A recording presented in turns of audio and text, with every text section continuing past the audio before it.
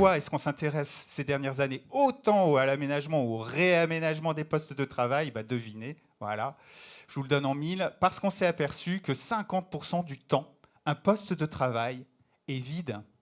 Et oui. En moyenne, attention, en moyenne. Évidemment, certains l'occupent plus souvent. Mais même en sédentaire, quand vous êtes en réunion, et on est tous de plus en plus en réunion, en congé, malade, etc., etc., en vérité, le poste de travail, il est éclairé, chauffé, évidemment entièrement aménagé, mais il est vide. Et quand vous mettez en face le coût moyen d'un poste de travail, qui n'a pas beaucoup bougé depuis 2014, on est autour de 12 000 euros, je crois que c'est les chiffres d'ailleurs assez consensuels. Regardez cette pyramide qui nous montre que, selon le type d'aménagement, on a un sentiment plus ou moins fort de productivité, de fierté ou de plaisir en tant que salarié. Et surprise, vous voyez que le poste non attribué peut faire très bien ou très mal. Et la différence, vous le voyez tout en haut ou tout en bas, c'est simplement ce que vous proposez autour des postes de travail. Est-ce que vous proposez un poste non attribué avec une grande variété d'aménagements, beaucoup de possibilités de se retirer, de se mettre au calme, ou d'aller dans des espaces collectifs, collaboratifs ou pas, ou il y a très peu d'aménagements et pour le coup, vous avez un sentiment pas du tout plutôt bas de productivité, de fierté, de plaisir. En matière de qualité de vie au travail, vous voyez que très haut, c'est les relations avec les collègues. Et Odile, tu me disais, c'est de plus en plus haut. Oui, au fil de nos baromètres, le pourcentage grossit. Oui. Et identique avec l'espace dont dispose chacun pour travailler. Juste devant, regardez, on en reparlera, l'absence de bruit et la qualité de l'aménagement du bureau. Voilà, on a interrogé donc ces 1200 Français, on leur a demandé où ils travaillaient, et surprise, en fait, voilà, aujourd'hui, sur l'ensemble de la France, ils sont 65% d'actifs travaillant au bureau à être dans un bureau fermé. Donc, alors ce bureau fermé, attention, ce n'est pas le bureau individuel. Ouais. Dans ce 65%, on a distingué le bureau individuel fermé. Je suis seule dans mon bureau. Alors ça, c'est 32%. Ça bouge pas trop.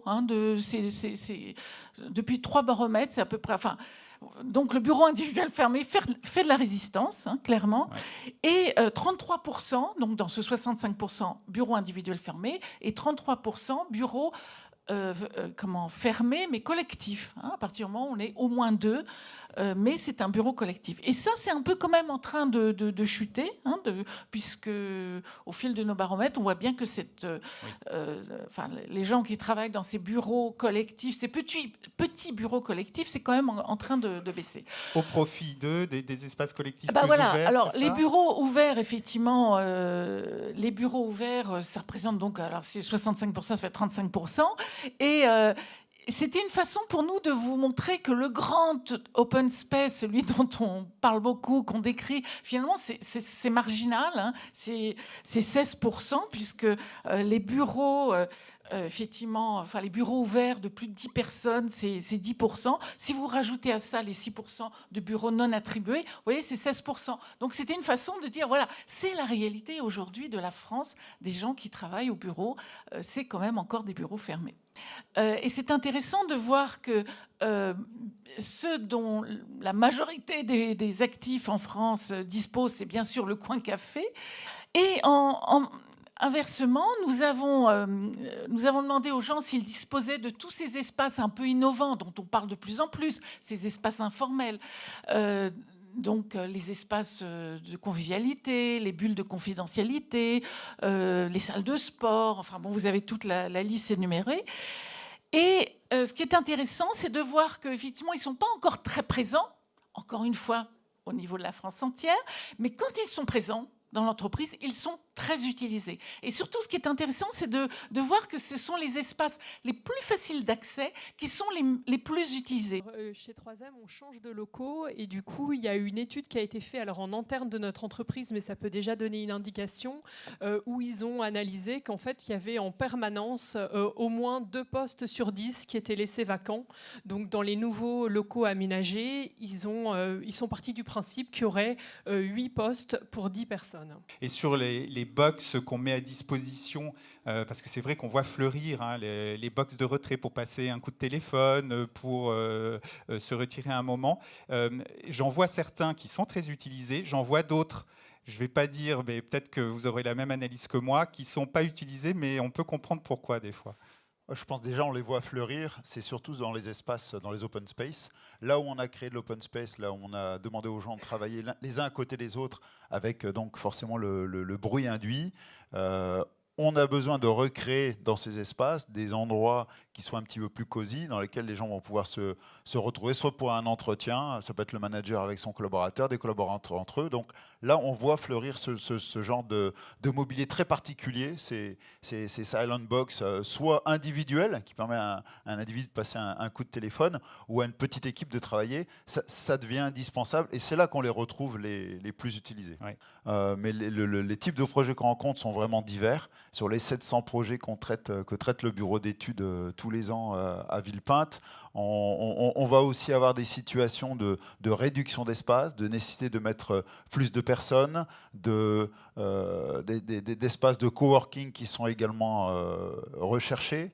Aujourd'hui, dans l'ensemble des projets que l'on traite, dès qu'il s'agit de reconsidérer un espace global, il n'y a plus de projet où on n'entend pas parler, on n'a pas une demande de la part du client de créer ces espaces de travail collectif, un peu cosy, un peu lounge, qui vont s'écarter de la salle de réunion traditionnelle. Alors là, vous êtes intéressé aussi dans le baromètre à nos modes d'organisation du travail, et on voulait notamment parler travail collaboratif, mais pas que, ces nouvelles façons de travailler autour du télétravail, du nomadisme, du coworking, et finalement, dans le baromètre, vous avez des chiffres intéressants sur ce sujet. Oui, alors ce baromètre, ce qui ressort vraiment très fortement de ce baromètre, c'est qu'on a une multiplication des lieux de travail. Donc maintenant, on voit bien qu'il y a une déstructuration entre le temps et le lieu. Les gens travaillent partout et tout le temps. Bon.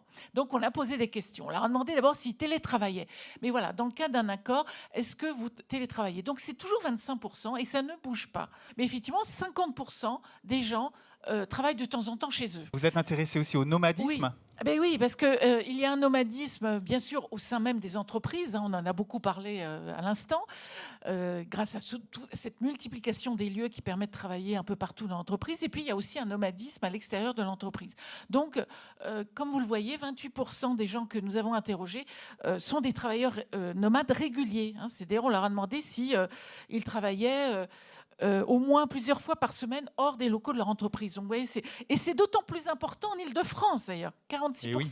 Ça monte à 46%, oui. Où, effectivement, les entreprises aussi un peu plus importantes, où ça monte à 40%, oui. Dès qu'on est dans des entreprises de plus de 50 salariés. Oui, de 50 à 300 salariés. Les fameux espaces de coworking. Donc ça, c'était une question qui n'existait pas, bien sûr, au début de notre baromètre. Donc ça fait 2 ans qu'on pose maintenant la question, leur demandant s'ils travaillent dans des tiers-lieux. Alors, on distingue espaces de coworking, Fab Lab et les incubateurs.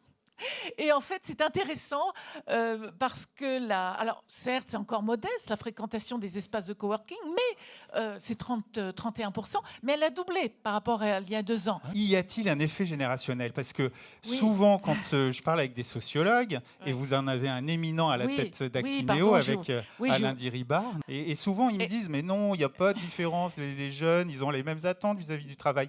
Oui et non, en tout cas dans la pratique, pas forcément. Oui, non, car on a effectivement creusé pour savoir quels étaient les utilisateurs de ces tiers-lieux. Donc effectivement, ils sont plutôt plus jeunes que la moyenne, puisque 45% des gens qui utilisent régulièrement les espaces de coworking ont effectivement moins de 35 ans.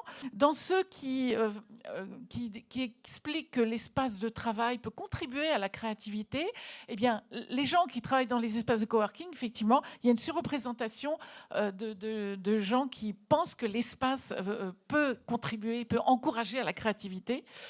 Et puis là aussi, c'est pour les gens qui utilisent les espaces de coworking, c'est pour eux vraiment un espace de travail idéal. Car il est multifacette. Et c'est là qu'on retrouve effectivement cette attente d'avoir un poste de travail, enfin, même s'il n'est pas attribué, peu importe, mais à condition qu'il y ait la bulle de confidentialité et ces salles de réunion de proximité. Alors on adore les réunions en France, évidemment, vous voyez, on y passe en moyenne 16 ans. Voilà, en réunion. Voilà, alors pour le un cadre. chiffre fait sourire et donc il méritait d'être partagé. Donc vous imaginez qu'un cadre passe en moyenne quand même 16 années de sa vie en réunion. Et elles ne sont pas toutes efficaces non plus. Et c'est bien le problème, et c'est bien pour ça qu'on essaye de proposer des solutions qui vont permettre de gagner en productivité, parce qu'on a 42% de ces réunions que le cadre déclare comme étant partiellement inefficaces. Il y a un point aussi qui me semblait intéressant de partager, c'est qu'on parle énormément des outils digitaux et également des téléconférences, etc. Mais on a encore 62% des réunions qui sont des réunions physiques. Donc ça veut dire qu'ils vont généralement faire cohabiter des outils non digitaux, parce qu'on on est autour d'une table, avec des outils digitaux.